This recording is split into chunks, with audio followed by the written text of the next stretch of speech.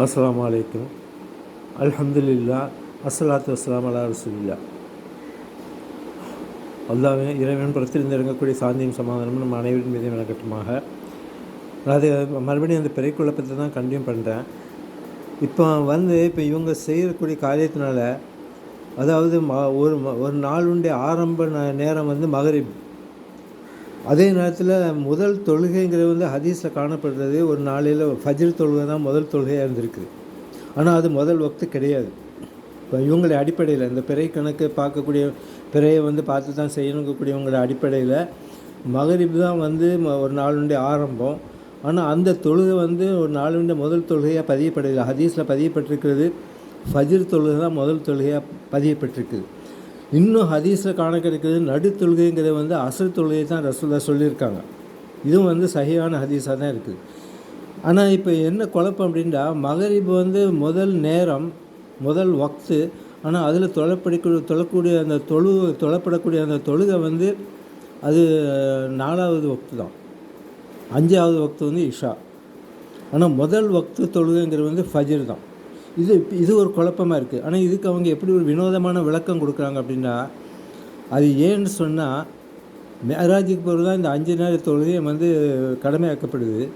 மேராஜுங்கிற இஷாவுக்கு பிறகு தான் நடந்தது. மிட் நைட்டில் தான் அது நடந்ததுன்னு சொல்கிறாங்க.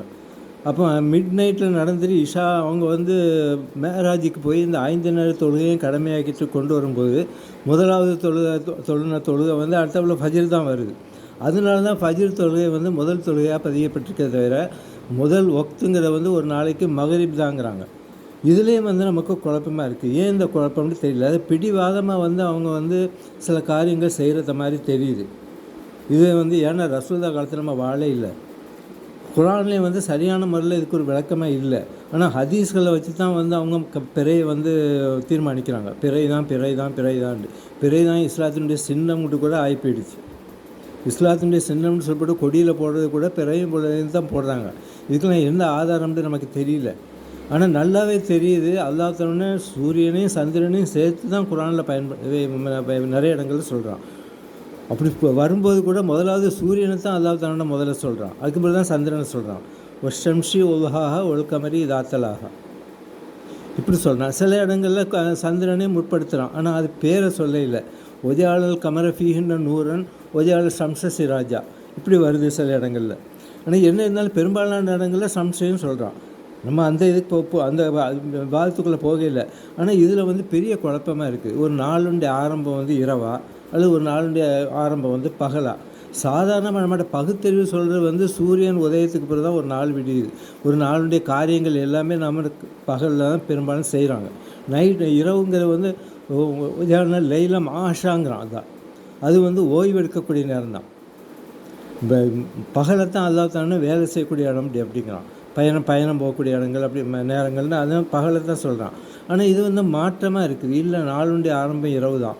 அதனுடைய முடிவும் அதே இரவில் தான் முடியுங்கிறத மாதிரி தான் இதில் வருது.